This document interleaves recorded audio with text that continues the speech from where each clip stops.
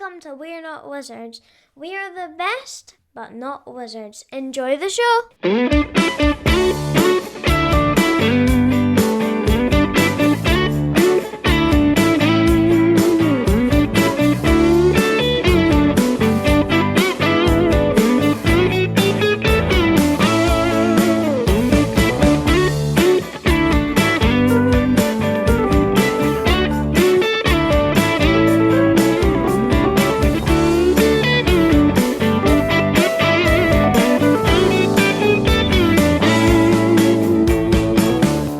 Welcome to another episode of We're Not Wizards. My name's Richard. I'll be your host for April. Right in the April. Right up there at the peak, almost like the mall peak of April. We're right in the middle here. We're ready to go. I'm looking for somebody whose main role in life, you could say they've been a bit of a role player, involved in the kind of the board game industry, and can you say they're right in the middle. They're not in like some kind of sunset over water kind of situation. They've been there at the beginning where they've grown something from sprouts, herbaceous sprouts maybe, all the way through the dark times, maybe through a bit of a Skulk Hollow. But here's a person who has mapped out their way through board gaming. You could say they're a bit of a cartographer. Joining me from Thunderworks Games, I've got Keith Matejka. Hey!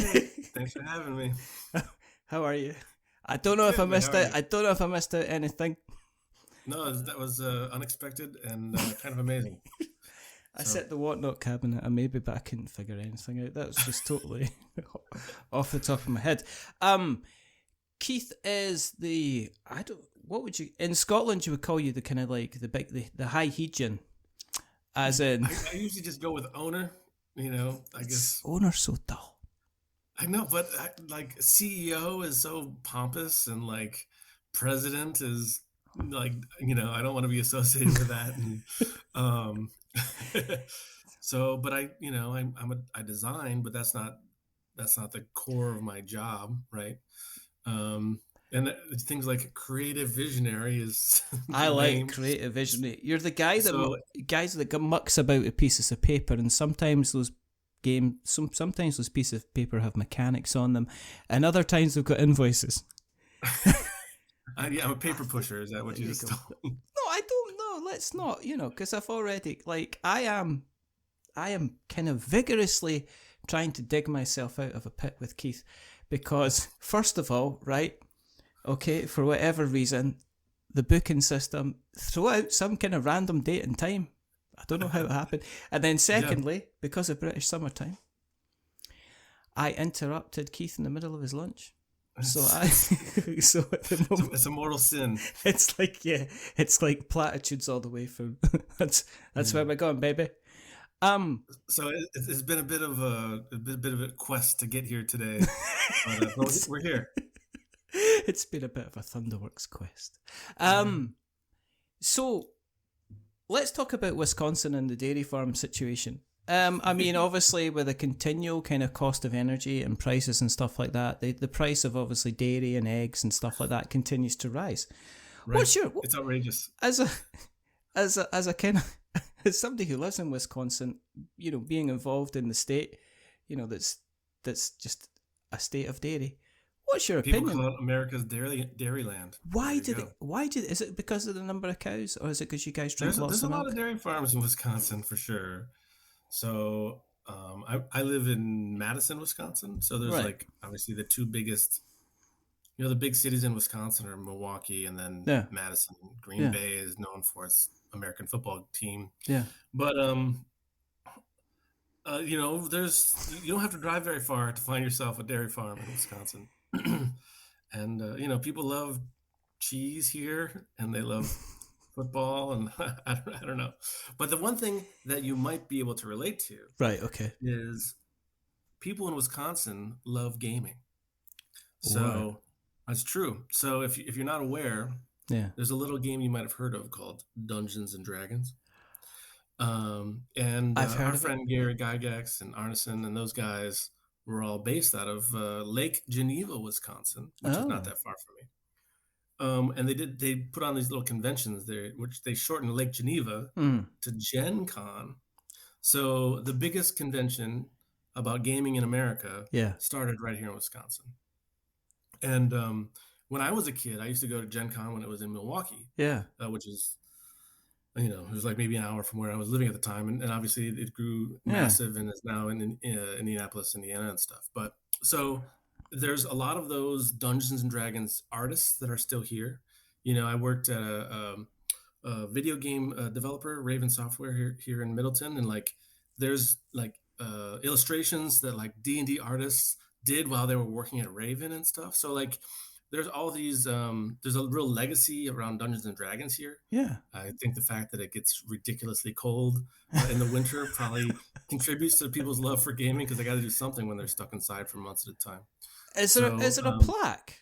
I mean, is there like a plaque and a little visitor center where you can go and say like you want to do like some geocaching and like find just like a little Google Maps kind of Google View kind of thing where you go in and there's like a little plaque that says D&D started. This is where they were first met. Probably, like, I'm not the expert, but it might be true. So Gary Gygax is one of his sons. Luke Gygax now runs GaryCon, which is named after Gary Gygax, in Lake Geneva, Wisconsin every year. And it's like a big role-playing convention, like not big like Gen Con, but it's definitely sizable and well-known among the role-playing community. So, and there's a lot of game designers here, especially in the Madison area. And like gaming is well and good. There's like a ridiculous number of game stores per capita in the city. It's just ridiculous. But so yeah, Madison's a good town to live in if you're a gamer. I can just imagine people saying, right, you'll come back here and you'll milk that cow, so help me. Don't you be dare running off with your role-playing friend. It's like a whole Star Wars thing. But I was going to the Tashi station to pick up some D20s. You'll come back. You'll be able to do that when you come back and you get 2 buckets filled, Luke. It would have totally changed kind of Star Wars. If we set the Wayback Clock, were you one of these? Were you like an 80s kid that was kind of doing the Dungeons and Dragons? Was it kind of like a thing? It's like, oh no, we're not. Everybody was doing Dungeons and Dragons, so actually going out and like playing outside was kind of like the nerdy geeky thing to do. I mean, I loved fantasy when I was a kid. It was mainly through like novels and stuff, and like I was that nerdy geeky kid that liked. I read lots of rule books from like strange games like Dungeons and Dragons or like Steve Jackson's Car Wars, or I used to like love reading that stuff, and like I dreamed of being able to do those things, but didn't really have a community of friends that really were into that. So like I'd make up my own D&D adventures, maps and stuff. Like everybody makes maps, right? When they're kids, or just like reading through source books. And I think I fell in love with like the world building piece of it. And then I had a babysitter that like introduced me to a lot of board games for some reason. Like she would just bring over weird stuff that like wasn't the classics like Clue or Cluedo and stuff like that.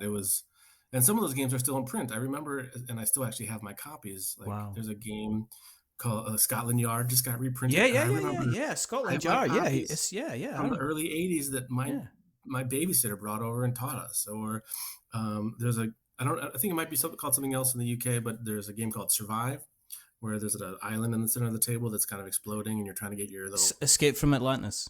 Yeah. I mean, your man Bonacore, he took that, didn't he? He did. I think he's your man. He's not my man. I don't know. No, he's not. He's like, he's going about. I think he's retired. He was dropped out of Stronghold now. But I remember, because, Escape from Atlantis was one of the first board games I ever owned. Right, me too. Alongside, did you also play Lost Valley of the Dinosaurs as well? No, sorry. Lost Valley of the Dinosaurs is where they literally had like these rubber kind of Tyrannosaurus and there was about 4 or 5 of these dinosaurs that chased you. And in the corner, there was this huge plastic kind of volcano. And there was an event card. There was an event deck. So every turn, you would play like an event card, and the volcano would erupt, and you'd have like these plastic kind of red tiles that would spill down the side of the volcano and eventually kind of leak into the valley. And your idea is you were to march yourself away through the jungle, through the swamp, and try and get the treasure that was on top of this big place. And it was Waddington's, I think, was it Waddington's? They published it, and then I got that, and that was the first game I got. And then the next year I was like, I need to get a similar game to that, and Survive Escape from Atlantis was the next game, and it had the big, huge plastic kind of pieces. I still like the plastic pieces from that 80s version over the current printing with the wood, but the clip art. You couldn't change. That was kind of like my beginning in games, you know. Yeah. Did you jump into like the kind of the hero quests and Space Crusades and stuff like that of this world, or did you go more down the kind of the Catan kind of route instead? I mean, I remember playing a lot of like Crossbows and Catapults. I don't know if you're familiar with that. I played a lot of that game. That's such a good game.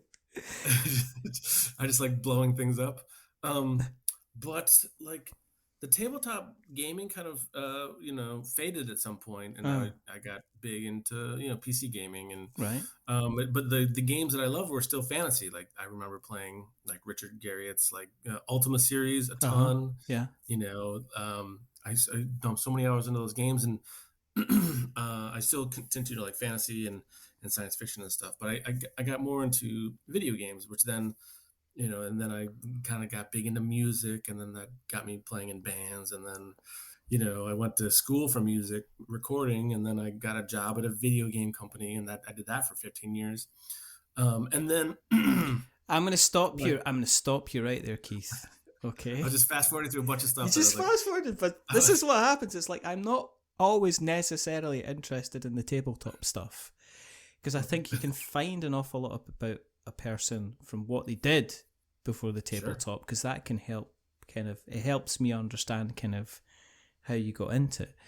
So let's talk about the game, the PC gaming side of things. So did you play like Monkey Island and stuff like that? Yeah, I think everybody. Like, my dad bought a 486 IBM clone with a CGA monitor with the 4 colors, and like I played a bunch of games on there, like Defenders of the Crown, and I did some like light basic programming. Like there was this, some magazines that you could buy, and they would have actually the program written out, so you copied it line for line. And you get to the end and you hit run, and you're like, if you made any mistake, the whole thing isn't going to work. And there wasn't any, it wasn't like, it's not like nowadays if you're programming where you can run like debugging scripts and stuff like that, and it says, this line here is wrong, this line here is wrong. You'd literally have to go through kind of like pages of code. And as time went on, there was like machine code and stuff like that, which was literally just a like hexadecimal kind of numbers and letters. And if you got one thing wrong, the entire thing would kind of crash. Right. There's no like copy and paste out of the magazine. No, it's not like you kids are spoiled. You just go online and search for something, and it's just kind of there. I'm talking about the real kind of deal where you're spending literally. You used to kind of get. And people aren't going to understand this, but on the computer that I had as a ZX Spectrum, you used to be able to do something which was called poke. And you used to be able to insert code into a game in order to be able to give yourself like infinite lives. Or like a level of it was literally like the original Game Genie. So you would like poke a kind of a game. So you'd run some code. And then it would allow you to kind of like mess around with the base code that was loading into the computer. I mean, that was before kind of like your Konami code and everything kind of that. I was big into BBSs, bulletin board systems. Yeah. Right. So this is like for the uninitiated. it's like basically you could use your computer and dial their local phone number and connect to the other person's computer. Like you had this, you'd find this list of BBSs that you could potentially access, and you set this dialer up to just call them, because if somebody else was connected to the computer you're connecting to, you'd get a busy signal. You couldn't connect to it. So, and if somebody picked up the phone while you're trying to do it, as you know, that destroys everything. But, you could connect to this another random person's computer and then check their message boards, download a file or two, and then you would log off, and then somebody else would get on. And if that person had two landlines, two people could connect and you could chat in real time, and it was like mind blowing. So because it's kind of like an internet that's in a very localized place. So all the people that are doing this, they're all in the same area code because nobody wants to pay money to call long distance. Yeah. So then we would do like meetups with all these people that all were big, computer nerds. So that was like a social group of mine that I was pretty involved in, that was like outside of my school group. Yeah. Like I get to hang out with my nerdy friends that love computers. But anyway, I just wanted to talk about that for some reason. I've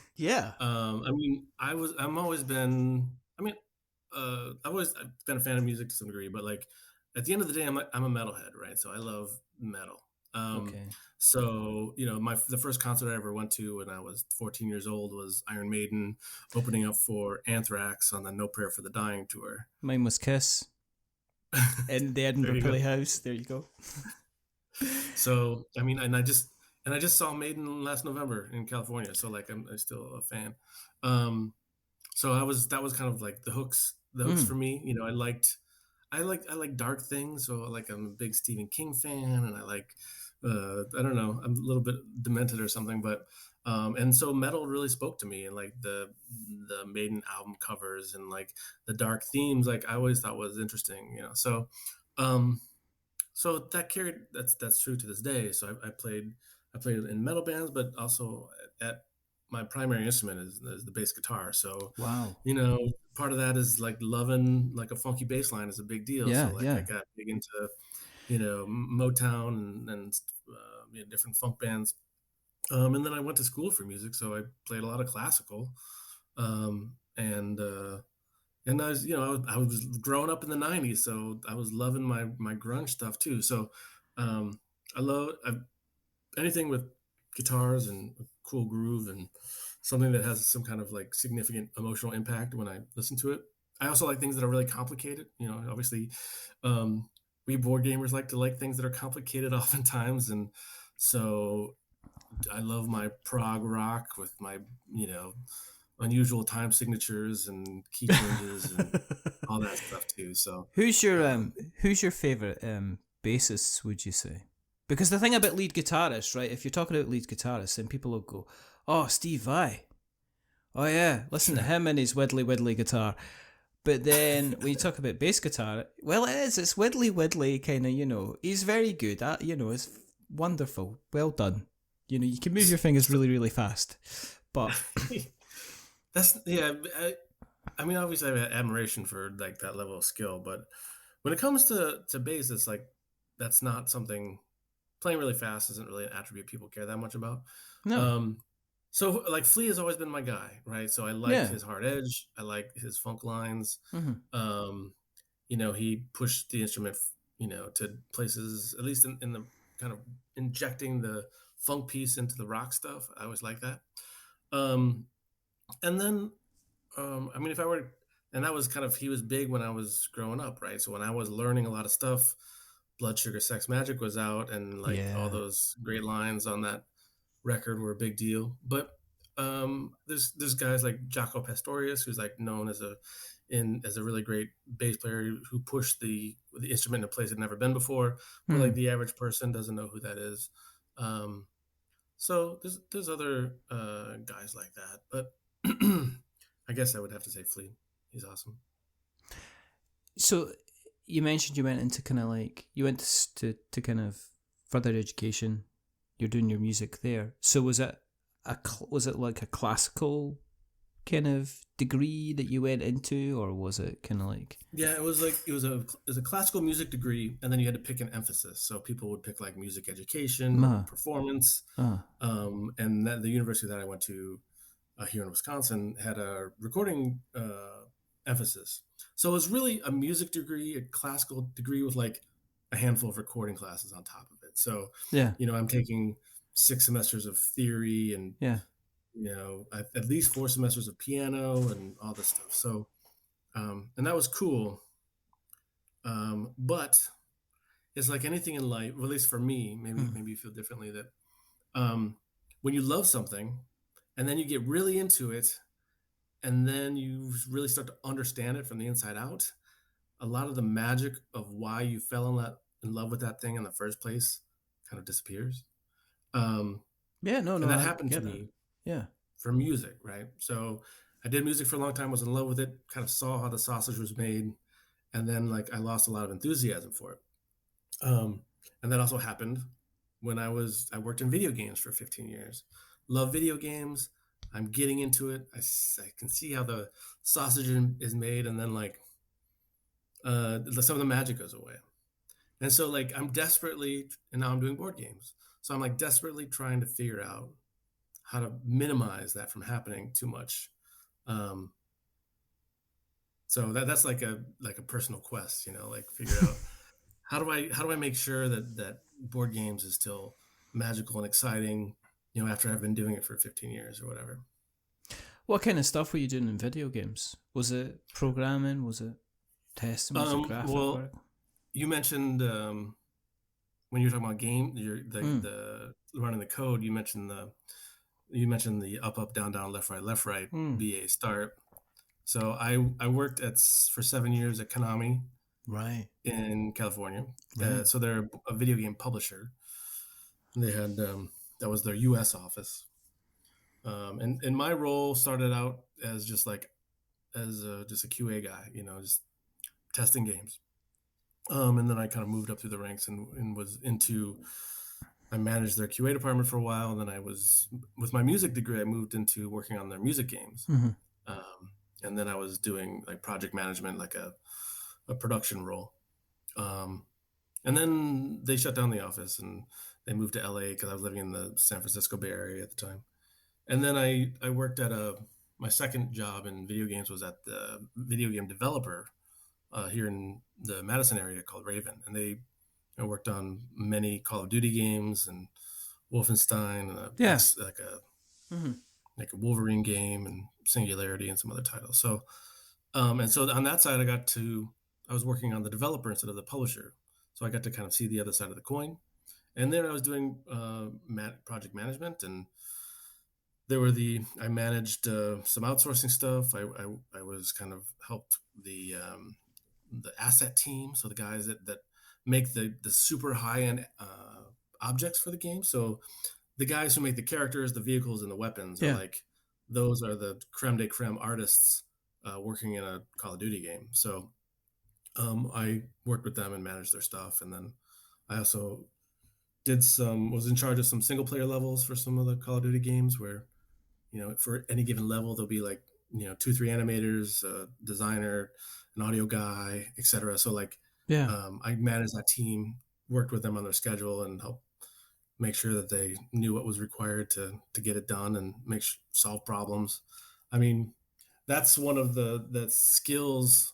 I mean, those skills in terms of organizing information, finding, solving problems before they become problems, anticipating what's going to happen, setting schedules, setting expectations, like all those skills that I used in video games transferred directly over to managing board game projects, including like, I do art direction on all the things for Thunderworks game. So I'm working with 2D artists, but before I was working with 3D artists, but they're the same animal. And they're, working with artists is its own little skill, right? So like having somebody that's really creative and focusing them and giving them all the things that they need to hit a deadline, to hit a visual target, based on what I need. It's not as easy as you would think, so those are all kind of skills that I've built up over the years that I continue to use to this day. I think the issue with creativity is it's not It's not like a tap situation. I don't think you can just turn the tap on and have the creativity flowing out. I think artists, because they're kind of relying on getting that spark of inspiration, sometimes are working on stuff. If they're not having the best day, then they could be working on. I've done. I mean, I do it myself when I'm writing. Some days I'll write one line and just go, right, this is nonsense. I'm just going to set everything on the world on fire because nothing's working. And then the next day I'll sit down and I'll write something and I'll be like, half an hour's gone past and I've managed to put together like 600 words. And it's just like, some days the creative stuff is there and some days it's kind of not there, which is a strange thing. With the video games, it sounded like you were getting more and more involved in kind of like the project management kind of business end. So did that kind of make you then kind of reassess, am I where I kind of want to be in that kind of situation? Yeah, I mean, I enjoy that work. First talking about the whole creative process, everybody's creative process is a little bit different. People, there's definitely days, people have things that they need, that the producers like me or the schedule holders are saying, hey, we need this thing, it needs to get done. We've got 1,000 people working on this project. Yeah. And, we need you to write these 500 words or whatever. And it's just, sometimes it just doesn't happen. Yeah. So some of it is the skill of the producer. You want those creative people want somebody in their corners, like somebody to represent them to other people, and or just kind of help them reframe what needs to be done. So maybe that'll help, ignite that spark that they're having a hard time finding. So it's, I think, kind of being a production guy in video games is a little bit of a thankless job. But I think it's really important. It's difficult. The thing that's nice about it is it's difficult to describe what you do in any real detail because it changes all the time. And depending on the team, the makeup of the people on the team and what you're trying to get done, which is what I like about it. So it sounded like you were getting to the fact of like, hey, you're doing project management stuff. Do I wish that I was doing things that were more creative or something that like, and I don't actually. I like doing this work. The thing that, at least early on when I was working in video games, and I put thousands of hours into these projects, and at the end of the day, the game comes out or whatever, and there's nothing that I can point at the screen and say, I made that. You did that, right? Yeah. And so that was actually kind of difficult for me to kind of toil with. That all my work is dedicated to helping other people get their work done. Yeah. So, but I got over it. Yeah. It's kind of that kind of is kind of interesting to me in relation to one of the games that you created with, which is kind of like Role Player. Mm-hmm. Because Role Player seems to be very, very much about making certain decisions across certain values with the mechanics that you have at your control in order to create a certain kind of outcome. So it's very, very much a kind of because you could look at it, and that was what surprised me by Role Player, was that I looked at it and I kind of went, oh, it's a kind of a fantasy adventure type thing. And then after you play it, you're kind of like going, this is nothing.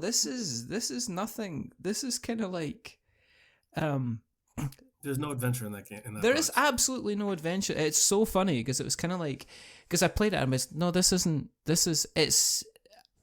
and it was kind of like, it was kind of interesting, kind of like playing it and then kind of writing the review and going, how am I going to tell people that this isn't kind of like, this is not a kind of a fantasy-based game, but at the same time kind of embraces so many different factors of kind of like, you're talking about kind of like earlier on about the Dungeons and Dragons type thing and the actual creation of the character. And the whole point of Role Player is, look, here's a set of values. You have to manipulate those values in order to best serve the character that has certain traits kind of sitting in front of you.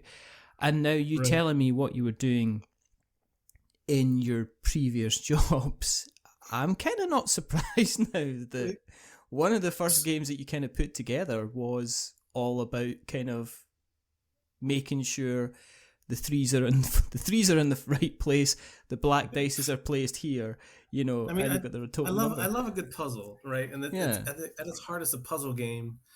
And I mean, two of the things that you said were interesting. One, you had me thinking about like what I thought you were going to talk about is that role player you start out with kind of a world of possibilities. There's lots of different Uh-huh. things you can do. You can place your dice in any of these slots. You can take any of these actions, Mhm. and then one of the things that I think about is interesting about the game is that as you play the game, the door is closing. Your options are getting fewer and fewer, and it's not the only game who's ever done that or whatever. But I think it's an interesting element of the game. A lot of times, a game will start out with like few options, and then as you play the game, the number of options continues to grow. You're putting more spaces on the board of Agricola or something like that. Yeah. And so this one, the door is closing as you play, so you're like trying to squeak in those last few maneuvers or points as the door shuts. And after talking about kind of project management, like you have a similar feeling when you're closing out a video game. Yeah. Where it's like the we got these features and they're developing, but maybe some of them aren't making it. And it's like, okay, the door is closing. We're going to cut this. We're going to cut this. And then it's closing. And you've got like, we have 2,000 bugs. Which ones can we fix in the time that we have left? And you're kind of picking which ones. And then the door closes. And then it's, then it's off to the users. I mean, now everybody just patches all day long for everything they ever do. But back in the day when I was working on, PlayStation 2 games and things that didn't have patches, like, that was a real thing. So that's what I thought that was interesting about what you said. And then the idea of like, there's no adventure in the box, right? No. So, and I've told this analogy to people before, but it worked for me on day one, and it still works for me. It doesn't work for everybody, but I was thinking about how Magic the Gathering is a game about building a deck ahead of time, and then you fight each other. Yeah, that's cool. You play it out to see how it goes. And then Dominion comes out, and to me, Dominion is that process of building a Magic deck, but you don't actually play the game. It's like it's the process of building that deck, and that becomes the game. So to me, like Dominion is to Magic the Gathering as my role player game is to Dungeons and Dragons. So it's the game before the game. It's a game made out of the preparation for the game. And so what I've butted my head against is expectations, right? People have expectations of what something's supposed to be, what something's supposed to be like because of their existing experience, their experience or whatever. And since day one, when I started playtesting this game, a certain percentage of people, and it's not a small percentage, are like, this is cool, but I want to do something with my character. And my response always to that was, and I stuck to my guns, which I guess that was the right thing to do. But I was like, well, this is the game I want to make. And if you want to go dungeon delving, there's a ton of games you can do that. Go play, Mice and Mystics or Descent at the time. Now, like every week, there's a new, dungeon crawler popping up on Kickstarter. It's like, there's no shortage of opportunities to do the thing that you're asking for. I'm trying to do something different. Do you like this or not? And that's kind of where the original game came from. And then kind of the expansions, the Monsters and Minions and the Fiends and Familiars expansions came out of people asking that same question. And then me saying, well, okay, I wanted to create like a simple thing that worked with a solid base. Now I can build on top of it and add some of the things that people wanted, but I still wanted it to be a character creation game, not an adventuring game. So, and then eventually, it's like I get around, like if I were to do an adventuring game, then it would be a narrative-based, choose-your-own-adventure style experience. But I'm not a writer, and that takes a ton of time. Yes. And then the stars align. I had a friend who was a great writer, came to me with this original idea, and I was like, yeah, I've been thinking about this for years, but I don't have anybody to work on this with me. Yeah. And I'm busy with other things. And he's like, what? Let's do it. I was like, okay. Just so you know, this is going to take a minimum of 3 years. And he's like, I'm in. So, and that's where Role Player Adventures came from. Yeah. And you can see, one of the big hooks of Role Player Adventures is that you can import any character that you make in Role Player with any combination of promos or expansions. Yeah. And I mean, this love for this comes out of my love for video games, right? So like when I play, I pop in Suikoden 2 into my PlayStation 1, Mm. and then it sees there's a Suikoden 1 save on the memory card. Yes. And it says, "Do you want to import this character?" And I say, "Yes." Yes. And that's like such a cool experience. Yes. And I had an opportunity to kind of interject that experience into the cardboard world. And I don't know if I don't know if anybody has done that before, or maybe there was an opportunity to, but it's one of the things that I think was kind of a fun accomplishment. Definitely designing around that idea was not easy. I think but it's difficult to kind of have not to have the kind of the kind of the steadfast confidence to say you're creating a character and that's it. And to just say, "Oh, that's it." And then for people to go, "Oh, but," and you're right. I mean, there is quite a few different kind of dungeon crawlers, but none of them they all come with like a pre-made character. And then if people are then wanting to kind of create their own character, then they'll run off and do the role-playing side of things. But the thing with role-playing a character is it's always about you get your dice and that's it, and then you're always leveling up your character. As I said, the other thing that I liked about role-player was the money side of things that came into it. But the money side of things was like a whole additional side of it was a kind of like, do you want to go to the shop and buy the stuff and potentially like, gather a set of armor that's literally going to score you more points? Or are you going to just forget that for just now in order to kind of take some kind of extra money? And then you got the fact you were rolling like the gold dice.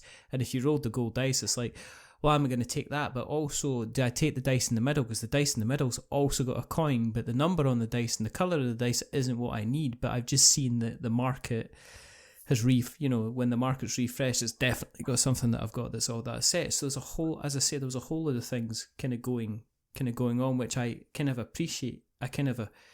You appreciate it the more you kind of play it, and there's that moment in which you're selecting one of the 3 to 6 dice on the table, or 3 to 5 dice. Yeah, is definitely a multi-layered decision that's going to affect the rest of the game. And there's so much that affects the fact that you took that one die, right? So like you care about the color for some things, yes. You care about the number for other things, you yes. care about the turn order, you care about like where I'm going to put it, because that I'm going to be able to take that action. Am I going to be able to maximize that? But every time I take that action, that means I'm going to be able to do that one less time over the course of the game. Yes. Like dexterity. There's a lot of pieces there. There's a lot of pieces there. Yeah. Yeah. Were you see when you finished it, did you step back and go, "Wow, this is pretty"? I'm quite, So what happens? Like, I work on these games for a long time, and then So the thing that was nice about that game is that it was really easy for me to say, well, not easy, but easier to be like, "Hey, this is the game I'm making. I don't care what you say."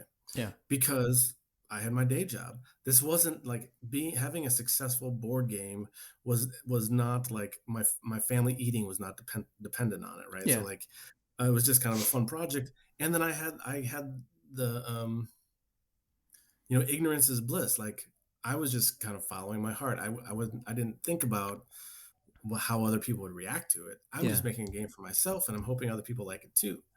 And Kickstarter allows people, especially back in the day when Kickstarter allowed you, like, could be successful as just an idea. Yeah. Which isn't true anymore. There's little to no risk. I pay for a little bit of art. I do a bunch of playtesting, and then I throw it up on Kickstarter and see how it does. And honestly, it didn't do great on Kickstarter. I want to say it definitely did. I want to say it did like $60,000 on Kickstarter, which by today's standards is like not a roaring success by any stretch of the imagination. I mean, it's a success for first time or second time creator, but it's not.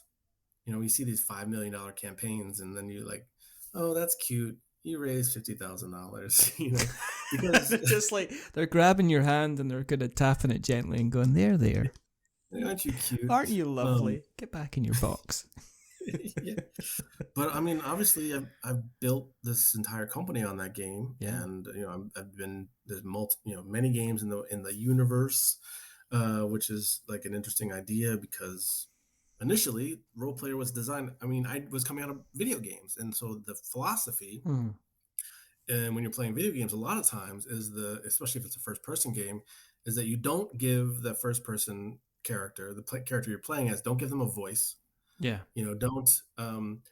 Don't have them like reflecting upon themselves in any real way. Yeah. It's all about creating a vanilla character that the player can kind of implant themselves on when they're playing, so they can be more immersed in the world. Yeah. And I had the same philosophy when I was working on Role Player, where like I wanted to kind of keep it as vanilla as possible, so that like people could create their own stories. Like there's a moment for people who play a lot of role-playing games, for like strategy gamers, this doesn't happen, where you get dealt out your backstory and you get your class and you get your race and you get all your cards set up, and then role players will oftentimes then take like 3 minutes and they'll start like telling everybody else about their character and how all these things interrelate, and like, they start building this character in their mind just by being dealt a handful of cards, and it's pretty magical, but it has nothing to do with how the game plays, but it's a fun moment. Yeah. So I wanted to keep it vanilla so that people would kind of create their own characters. And then now I'm building a world with like, key characters and like locations that people can visit in multiple games and all this stuff. So it's been an interesting ride. Has that then circled back to the original kind of creativity that you had? Because you sound like a creative person. I mean, you don't get into music because, I like looking at crotchets. You get in there because there's like a creative spot, you know what I mean? Oh, this is a lovely stave. So there's different ways to express your creativity, right? Yeah. So it doesn't, like, coming up with an interesting game system is not the only way to be creative. So I love working with the team that I work with. I love creative problem solving. Yeah. Creative marketing ideas, and I still do the most of the development of titles. So most of about half of the games from Thunderworks, maybe a little bit more than half, are from other designers, and I'm still designing a handful of titles for the company. But I think designers probably don't like hearing this, but designing a game is definitely less than 10% of the job of taking a game from idea to on a shelf with marketing and distribution and stuff. So there's just the fact of the matter that publishing I think is harder. I mean, maybe I have kind of some better design instincts than other people, and that's like a more creative thing. But just to keep the company running, to get the games from idea to in people's hands to play them, is a ton of work, and that just eats up a lot of my time. So, and I like doing that work, but it definitely it makes finding time to work on design harder to find. So the company's grown, and we've added like a person or two that I've been able to push some of that work to. So then I've been doing more creative work. So I've been doing more design work, I should say. So is Role Player like a kind of a bread and butter game for you? Because it's out in distribution. Is it kind of out in distribution? Have you had a couple of reprints of the base game and stuff like that now? Or yeah, so we the base game is we're going to kick off the 10th print run in the next month or so. The first expansion, Monsters and Minions, has been printed, I think, 3 or 4 times. Yeah. And the second one has been printed twice. Yeah. And then Cartographers is in so those are the 3 that I designed, those 3 games. Yeah. And then Role Player Adventures I designed as well. But things like Cartographers was from an outside designer. But I did a lot. I'm selecting the titles that we're going to publish. I'm doing all the art direction, working with the artists and deciding what it's going to look like. I'm writing the rule books. I rewrite them from whatever the designer gave me. Yeah. So I'm like super hands-on, because for a long time it was just me. Now we have 3 people, but the work still needs to get done. So yeah. A lot of it falls on me anyway. So I'm involved in creatively, and I do a lot of development, right? So I'm doing a lot of play testing of other people's of these games. Mm-hmm. I'm making changes because I think they need to be there. So I'm doing development work, but there's less kind of like this game nugget of an idea came from me and then I took it to fruition. It's a lot of kind of picking up other people's stuff and like making it good. But I mean, this year we released Goblin Vaults, which came out in February, which was, I designed that with my friend Eric. And so that game kind of harkens back to the old days where when I was at Raven, Eric and I shared an office, and All right. he did a lot of playtesting of Role Player with me. And there's a lot of Eric Schlotman in that Role Player game Yeah, as a yeah. result Okay. of the moment. And so we got together and we started working on another game together. And I had this idea of like, if you in Role Player Adventures, you visit Colbic Prison, which is this fantasy prison, which is also the place where the lockup game takes place. So it first happened in lockup, and then you play Role Player Adventures, and then you get to go there. Yeah. And when you're there in the game, you see these different inmates that are playing small games, and one of them is called Goblin Vaults, which is a card game, and the other one you can see people playing is called Emerald Skulls, which is a dice game. Yes. So I was like, it would be cool to make a game from the game. So let's just make this little game. Like a meta. You know, It's I like have like a like one sentence Gwent. description of it. What's that? Like Gwent in the Exactly. in The Witcher. Yeah. 100%. Yeah. Right. I'm a big Witcher fan. Surprise, surprise. So, because I love my fantasy, and so yeah, that idea of the game from within the game, and then those guys ended up printing physical copies of Gwent, and we're selling those as well. Yeah. So it's not the most original idea, but it's something that other people have done. I think it's cool, and I would just want to do it. Yeah. So we just started working on Goblin Vaults, and so it finally came out this year. So that was exciting to see, and it probably will be no surprise that we may be looking at fantasy dice games for future projects as well. So we'll see what happens.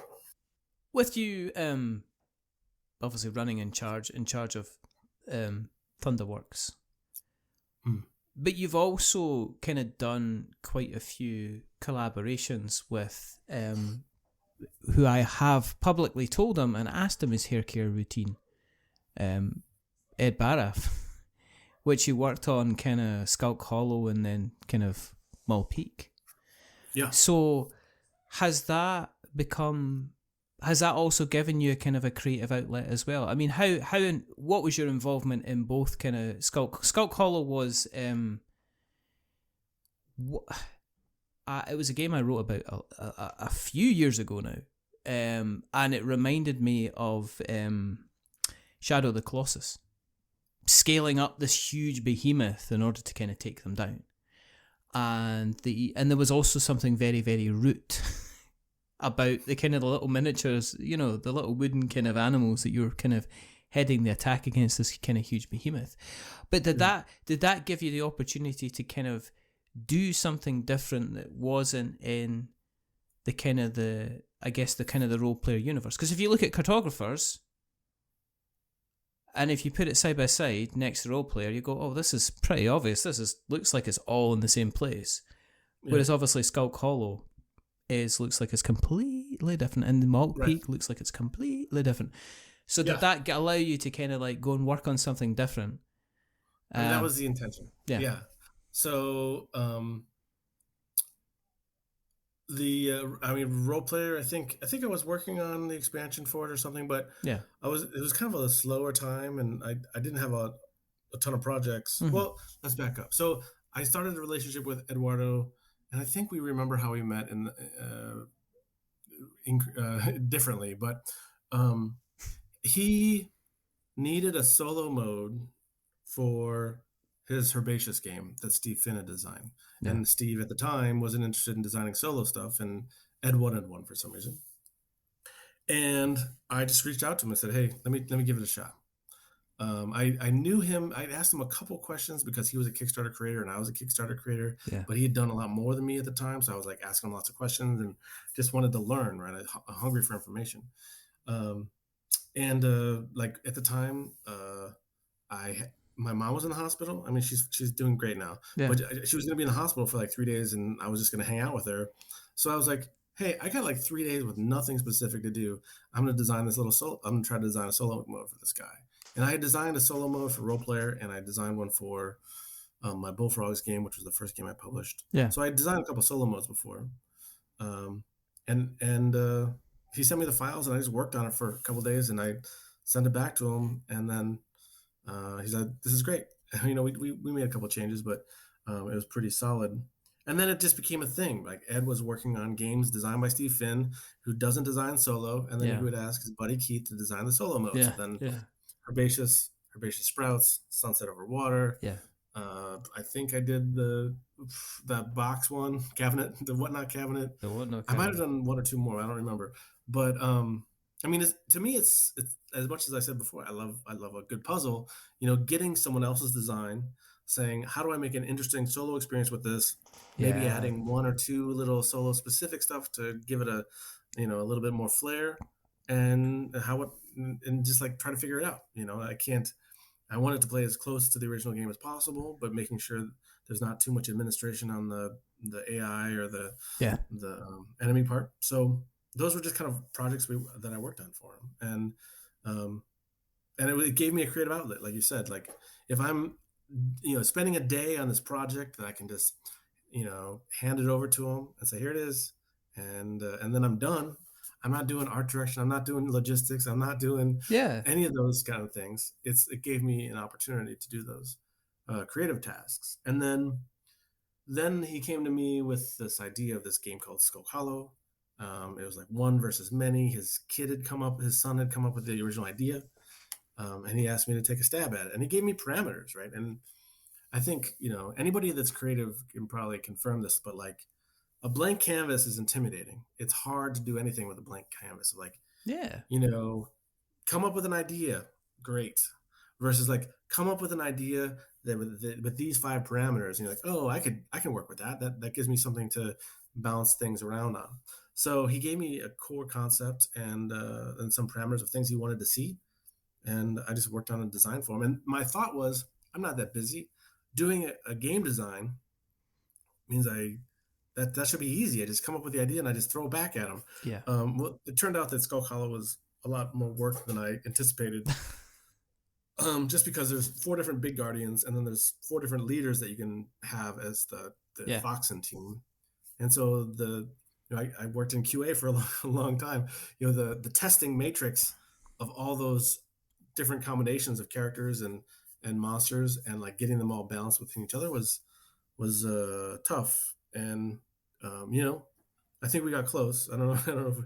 I think there's some people online that have an opinion or two about like 1 or 2 of those characters, but and it's difficult because it's a 2-player game, and I think 2-player games are more sensitive to like a skill gap between players, right? So if we're playing a 2-player game and I'm just straight up better at this game than you are, like my brain thinks in a certain way that yours doesn't, then like I'm just gonna have an advantage and I'm just gonna win. That's my middle son.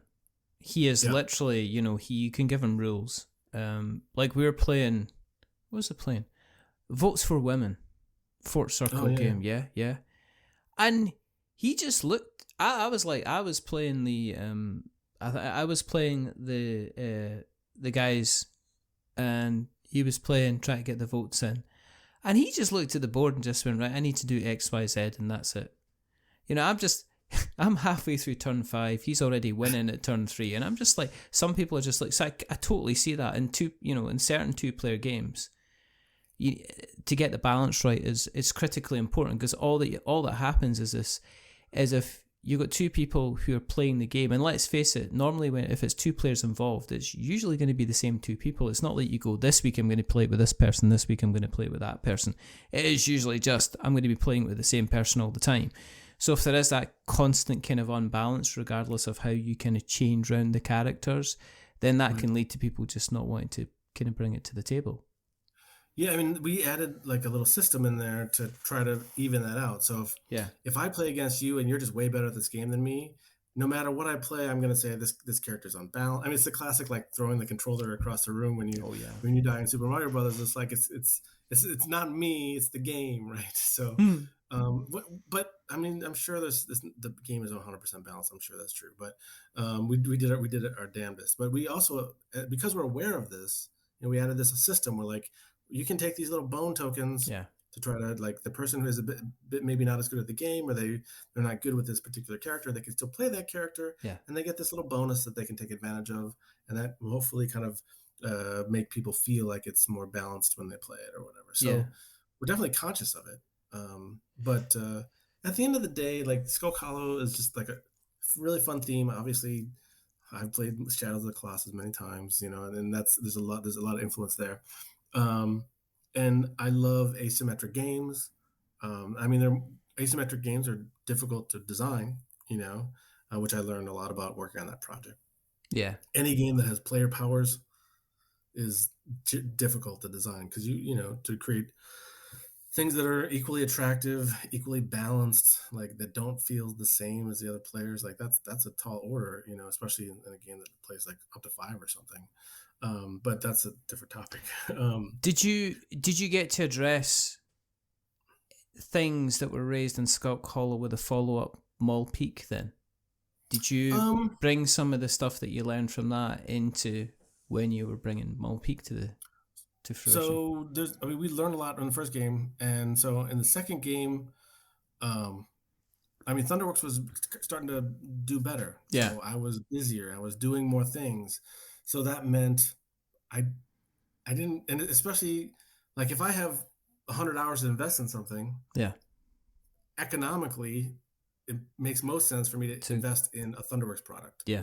Versus like a product for somebody else. Yeah. So I wanted to be less involved with the second one on like the super nitty gritty level, like in terms of like changing this 3 to a 4 or not. And so we brought in a developer, and Ed had never worked with a developer on this series before. He's done like a lot of testing and stuff, but never like a developer, at least to my knowledge. So there was some guy on Board Game Geek that was had very strong opinions about Skulk Hollow, and had been doing some of his own development of like creating his own guardians and variants, and had these lengthy posts of all the things that he thinks that should be changed or whatever. So armchair quarterback, right? So we reached out to him and said, "Hey man, you want to work on these games? You seem to have like a strong opinion about these things." Yeah. Like, I love this game. Yeah. He loves this game. So we brought him in, and he'd never worked in game development before. So I kind of, took him under my wing to some degree. Like he was doing things, and I would give him feedback. But I'm always kind of trying to back away, right? So I'm like, these are the great ideas I have. Go make them good. Like, so I'm trying to be less involved, but also make sure he's supported and feels confident about what he's doing. So, and that's a gentleman by the name of Justin, and he, on the new Mall Peak, I think he's credited as the developer, and wow. He kind of cut his teeth on that one. It was just Ed, me, and him, and now, well, if there were ever to be a future products in this line, hypothetically speaking, I think he's going to take a bigger and bigger role, because he really understands the game better, probably as well as I do at this point. So, so that's like how that's kind of my exit plan. It's like I like that I'm involved, but man, I got to focus on Thunderworks stuff and like designing some stuff for myself. Yeah. So I'm still kind of, and Ed always says at the beginning of the project, he asked me like, how involved do you want to be, Keith? Yeah. I was like, well, I always think I want to be involved, but then when it gets into the, hey, we want to play test this 4 times this week, I'm like, oh man, I got other meetings I got to go to, so I end up wanting to back off. So it's been an interesting experience. And then at some point there'll be probably some Skulk Hollow world stuff that's released that I didn't touch, and it's probably gonna feel weird, but that's okay. You gotta let your babies go. It's like seeing them fly. Point. Yeah, on you go, fly away. Oh, not near the tree, not near the power line. Oh no. But speaking of Thunderworks, then what's oh goodness, right? I'm gonna, and this is a warning before I say this, but Keith, what's in the works for Thunderworks? Me and the Thunderworkers over here at Thunderworks have been working on some things that are in the works. It's you know what they say? Was it all Thunderworks and no Thunder play makes Thunderjack. Anyway. Right. What's happening over at Thunderworks? Yeah. So we got 2 big Kickstarters we did last year that are coming out to backers. So the first one is called Dawn of Ulos, which is in the world of Thunderworks, the world of Role Player. Yeah. And that is has a lot of roots in, if you ever played Sid Sackson's Acquire from the 60s and 70s. It has some inspiration from those types of games. So Yeah. it's a fantasy economic game where you play as a god and different factions are entering the world and you're helping them grow and investing in them. And then when they battle, you can help everybody at the table gets to try to determine the outcome. The losers get wiped from the map and the winners take over all their land and all all your kind of shares of that faction that you've invested in become more valuable. It's really cool. And, it's if you like economic games, it's definitely worth checking out. So that comes. Backers are going to get it in July, and then it'll come out to retail in August. Cool. It's already on the water, so the game's done being manufactured on its way.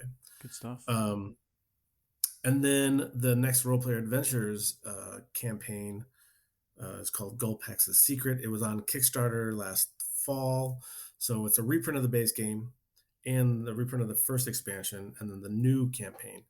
So the thing about Role Player Adventures is that it is an expensive game to make, and I'm a small company, so and demand when we printed it the first time was higher than we thought it was going to be. Yeah. So we didn't have enough copies to really go to retail outside of the U.S. with it. Yeah. So if you're in the UK, unless you're a Kickstarter backer, you're pretty much not going to get a copy. And then the expansion, which was called Nephros' Judgment, which is it's a compendium to the base game because you have to have it when you start the core campaign. Yeah. It adds all the backstory stuff. And we literally had, I think, 300 copies of it left over after the backers got their copies. So it didn't really even make sense to send it to retail in the US. No. So now there was an opportunity for people to grab a copy through Kickstarter and make sure everybody can secure what they need. And then, and that pledge manager is still open currently if you wanted to if anybody wanted to check that out. So that's about to enter manufacturing, and that'll be delivered in the October-November kind of zone. Those are kind of the two big projects. Goblin Vaults was just released straight to retail. We mentioned it earlier, came out in February. It's got really good reviews. The Game Boy Geek gave it, there's Saxophone Serenade, which is like his highest rating or whatever. So if you're into music, maybe you want to hear that sweet serenade to Goblin Vault. There you go. And then, so things that are coming up. Yes. We're working, there's a drafting game. I mean, I don't know if I should describe it this way, but it's kind of like Sushi Go, but you're building a dungeon from the same designer as Cartographers, Jordi Adan. And we've been working on that one for a long time. That's probably going to go to crowdfunding this summer. Yes. And then we have a kind of cyberpunk resource management. That's such a generic term. It's, I don't know. It has a cool like hacking mini game where you're flipping tiles around in a central part of the board. You're riding this train around the board, picking up resources, completing jobs, and kind of going up this influence and notoriety tracks. And you're trying to be the coolest runner in Mirror City. And so that's coming. That's from a new designer out of Madison, Wisconsin, the Dairyland of the United States. The Dairyland. Named Stephen Kerr. I've got a couple other stuff coming. I'm trying to think of what else could I talked about. There's a mech combat game that I was actually one of my first designs that I shelved because I thought it was too expensive to put on Kickstarter without any real experience. Called Arsenal, but I'll probably change the name of it because all you footy fans out there in Europe, like when they hear the word Arsenal, all they think about is football. So, yeah, but are they not called the Gunners? I'm not a sports guy. I don't care. Football's just like it's a time and space where millionaires get together and kick about a leather ball. That's all it's about. But yeah, let's actually go live to our checker to find out our Arsenal they are called the Gunners because their logo has actually got a big cannon on it. So there you go. So yeah, I mean, I guess if a board game, well, there might have been another board game that came out with the name Arsenal since then. Maybe. I don't know. I might change it. It doesn't matter. So that's a game I've been working on. I mean, I have a bunch of stuff that's secret, but the stuff that we kind of talked about are the dungeon drafting game. Yes. From Jordy is called Stone Spine Architects, which is in the role player world. There's a minotaur named Hort Gully that's like teaching people how to make dungeons in the Stone Spine Mountains, which, there's a certain number of people have not, I don't know, it's probably not many who like has started to dig into this role player lore that we've been building, and we try to hook into it whenever we can. I mean, for me, the thought on that is like, I like fantasy games. If I make another fantasy game, like, might as well put it in the same kind of world. Like, why should I make every single game in a different version of a fantasy world? And then it gives me the opportunity to kind of connect them and create Easter eggs. I mean, I love Easter eggs and in my movies and my TV shows and my video games. So like, I really enjoy putting them in my board games as well. It gives people who are kind of super into what you're doing, like something, an aha moment, or they know something that somebody else doesn't. Yeah. But if you don't know that stuff, it doesn't matter. You can still, watch it and enjoy it. Like if you don't know who, I've been watching The Mandalorian. So like if there's a character from Rebels that appears in a Mandalorian episode, if you've never watched Rebels, it doesn't matter. But if you have watched Rebels and you know who that is, you're like, oh, dude, that's cool. Yeah, you absolutely appreciate it. You absolutely appreciate it. So if people have listened along and they're like, this all sounds absolutely wonderful, and they want to find out more, Keith, where do you exist on the internet webs? Where can they find you? Me? Yeah. So, or the company or everything. Yeah. If you want to find out more about Thunderworks games, just email magic@we'renotwizards.com. And Richard Simpson will answer all your questions. Yeah, thanks. No, but really, www.thunderworksgames.com is our website. I'm on Twitter and Facebook mainly, but you can just find me under Thunderworks Games. I'm super easy to get hold of. So, cool. I'm still at that point where I think I'm a small company, and we are getting bigger, but customer emails on Sunday at 8 p.m. I just sit in there and I just answer them.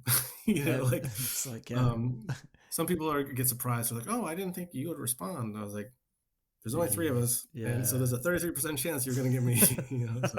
So, there's that chance, and you should be happy it's me.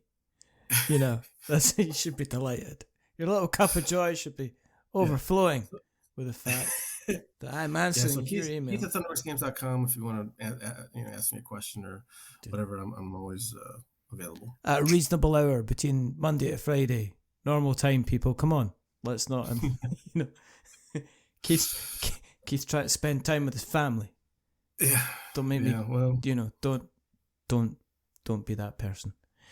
And what we'll do is we'll put all the various links in the show notes so that we've got notes to show. If you want to keep an eye on what we are up to, then just go to the internet webs and search for We're Not Wizards, and you'll find us in all the different places that have access to the internet, and that's as far as we can take that.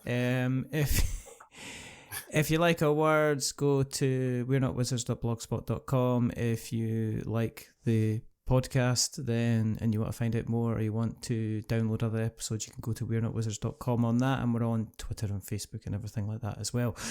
If you are going to show some support, tell other people that the podcast exists. If you're feeling especially cheeky, apparently the Board Game Geek are doing their annual awards, and you can drop us a vote in the podcast section. But there's other people you should be dropping a vote for beyond Solitaire and the Giant Brain and Polyhedron Collider and Board Game Snobs and the wonderful Ben Maddox at 5 Games for Doomsday and Tabletop Games Blog and all these other people who are much more deserving of your vote than we certainly are. But if you would like to help us out a little bit more, go to Apple Podcasts and drop us a rating or review. If you are going to be giving us a rating or review, don't give us 10 stars because it makes us big-headed. But at the same time, don't give us 1 star because it makes me cry. And, I'm a mess when I cry. And, just give us a 5 because it's in the middle and it's average. And we're just a little bit average. But the person who's not been average today is rather wonderful, rather fantastic. The Lord, I was going to say, gaze at my Thunderworks in despair. It's Keith Matejka. Thank you for guesting. Yeah, thanks for having me. I've got one more question, which is to remember that we're many things, but we're not wizards. Are we wizards, Keith? Probably. Oh, it's really just like, what is it? Have you been like emailing each other before you've been coming on the show just to like annoy me's? Is that what's happening at the moment? This is like everybody is saying maybe, or I don't know, or might be. It's no. The answer is no. You're not a wizard. It's no. It's quite simple. It's in the title of the show. We're not wizards. If you're coming on and saying maybe, remember who's editing the show. I'm just saying. And okay, and then it's time to say goodbye. So it's a goodbye from Captain Disappointment himself. Say goodbye. Say goodbye, Keith. Goodbye, Keith. And it's a goodbye from me. Remember, stay safe. Roll sixes. Make something awful. And I don't know what to say. You know, be a role. Make something awful. Hopefully, not everybody hates it. That's just do that. But also check out Role Player because it's good fun. But until the next time, goodbye. Bye. You don't get to say goodbye. A wizard is never late.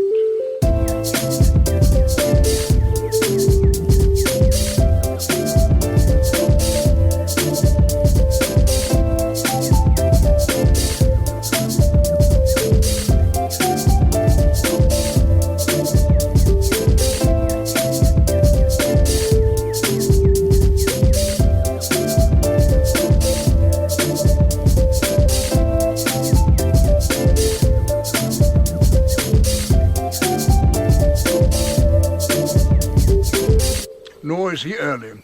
He arrives precisely when he means to.